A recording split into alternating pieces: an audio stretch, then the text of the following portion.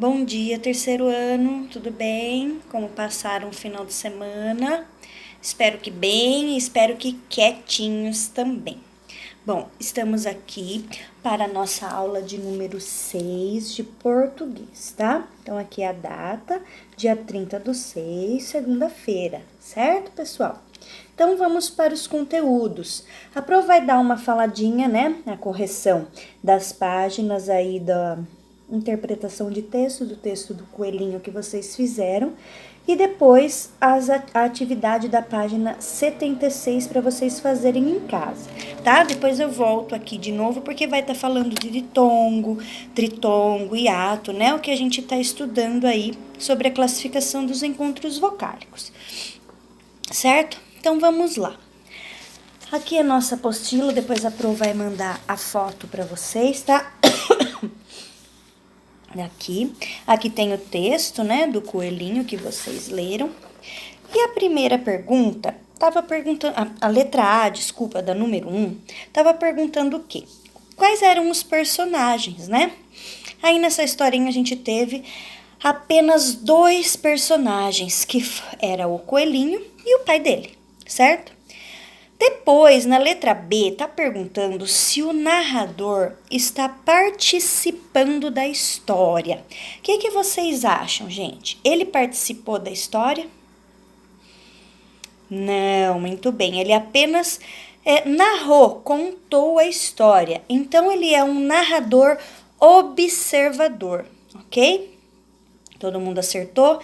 Para quem não acertou, apaga aí e coloca. Narrador observador. Nós temos 3 tipos de narradores, né, gente? Quais são eles? O narrador personagem, que é aquele que, além de contar, está participando da história.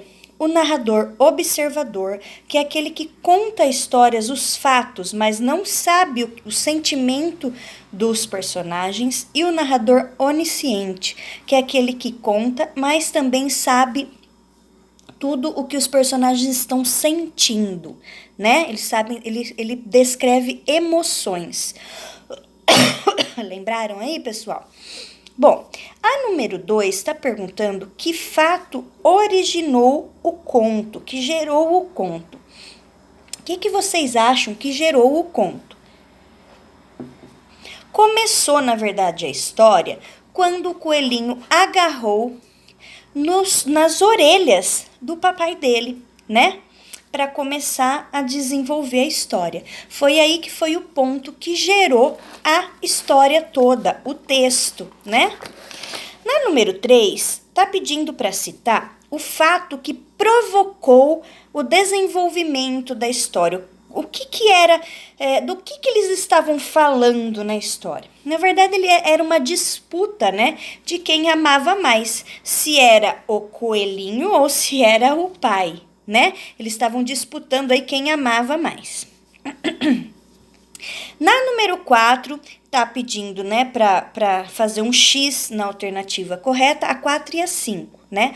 Primeiro, a número 4 é a letra D, onde fala mostrar uma comparação entre pai e filho, em que um procura mostrar o quanto ama o outro, né? Que é isso que eles estão fazendo, disputando. E a número 5 é a letra B, apresentar uma história de amor entre pai e filho. Agora, na número 6, não tem uma resposta correta. É claro que o que está pedindo? Como termina o conto? Escreva o que você imagina que vai acontecer. Vai ser pessoal, mas é claro que eu não vou colocar uma coisa que não tenha coerência com a história. Tá falando de amor entre pai e filho e não sei o que eles estão disputando. Eu vou falar, minha história termina quando a maçã caiu da árvore. Daí não tem lógica, né, pessoal? Então, assim, tem que ter coerência, tá? É pessoal, você vai colocar, eu acho que termina assim, eu acho que termina desse jeito, eu acho que termina desse jeito, é pessoal. Mas tem que haver coerência, né, com o texto que a gente leu. Bom, deixa eu falar um pouquinho aqui, ó, sobre essas atividades que vocês irão fazer. Eu vou mandar foto também, porque aqui, ó, tá pedindo para usar lápis colorido né, com as palavras que tem o e u. Então, façam assim, utilizem o lápis azul para as palavras que terminam em o e o lápis vermelho para as que terminam em u, ok? Para não ficar muita cor e vocês se perderem depois. Na letra A, vocês vão fazer no caderno, certo? Vocês vão fazer uma tabelinha e vão colocar de um lado com a letra O, de um lado com a letra U. Lembra as atividades que a gente já fez com as vogais assim? Isso, muito bem. É isso mesmo. Na letra B, tá falando para falar alto. Aproveitem que vocês estão em casa, dá para pronunciar as palavras e depois pintar com lápis colorido. Aí vocês podem escolher a cor, só que não coloquem azul e vermelho para não embaralhar. Pinte a sílaba mais forte de cada uma delas, ok? Depois a letra C, escreva o que você percebeu quanto à posição da sílaba forte e ao uso das letras O e U. Lembra que a Pro explicou lá.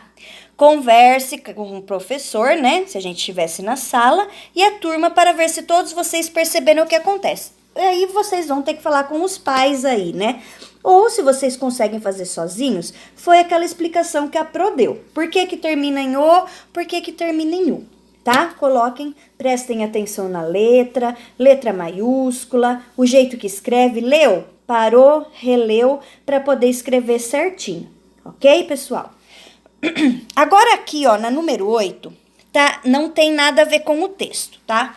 Complete o diálogo a seguir com as palavras apropriadas.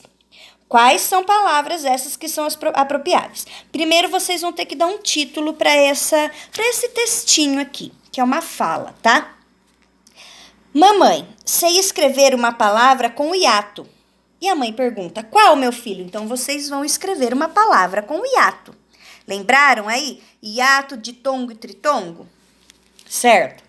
Depois, muito bem, agora escreva uma palavra que tenha ditongo. Então, vocês vão escrever aqui onde tem o espaço. Primeiro, vocês vão escrever uma palavra que tem hiato e depois vocês vão escrever uma palavra que seja ditongo.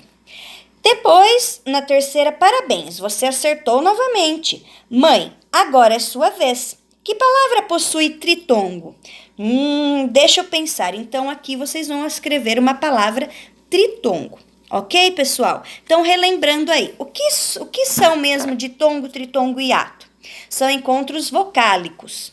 A gente vai dar essa classificação quando a gente for separar as sílabas, né? Por exemplo, peixe. O que ele é? A gente sabe que tem um encontro vocálico aí do E e do I, certo? O que é peixe? A palavra peixe, se eu pedir para vocês classificarem para mim. Peixe, ela é dissílaba, certo? Quanto ao número de sílabas. E se eu pedir para classificar os encontros vocálicos? São duas vogais que na separação elas ficam juntas, porém, então, ela se torna um ditongo, certo? Agora a palavra baú. Ela tem o encontro vocálico do A e do U, porém, quando eu vou classificar, separar, ela vai se tornar baú, de sílaba também. Só que as vogais A e U, elas se separaram. Então, ela é um hiato, certo? A palavra Paraguai. Paraguai é uma trissílaba. Ela tem o encontro vocálico do U, do A e do I. E na separação, elas ficam as três juntas. Então, ela é um tritongo. Relembraram aí, pessoal? Bom, vou mandar a foto também para vocês, tá? Dos conteúdos com a data, tudo certinho. E vocês façam a atividade e me enviem, certo? Então, a nossa aula de português fica por aqui hoje. Até mais. Um beijo da Pro. Esqueci o nosso recadinho. Fiquem em casa, bebam bastante água, lavem bem as mãos, passem álcool gel, que já já a gente tá de volta, certo? Beijo!